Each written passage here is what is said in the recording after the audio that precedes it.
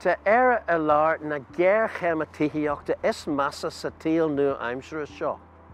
De réir na vigarí is déanaí, tá beag nach 2,000 duine ina gcónaí a lostín éigeandála.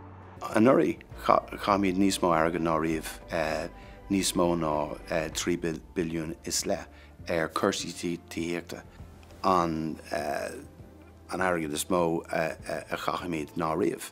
Tá 4 billiún is le airgid an son tithíochta an bhliain seo an táim cinse gohfuil míad ábalta a Caithfidh. Yeah, current imní agus faoi láthair tá mé imón máisteachta le MIC agus UL sa Támadachas agus it's a réigen a bheith mé an máisteachta cuidiú fiú bháin í úsáid más é nach féile átaáil.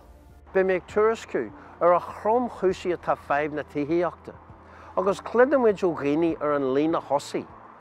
Iad siúd atá ag plé leis an líon mór daoine nach bhfuil áit thónaí acu.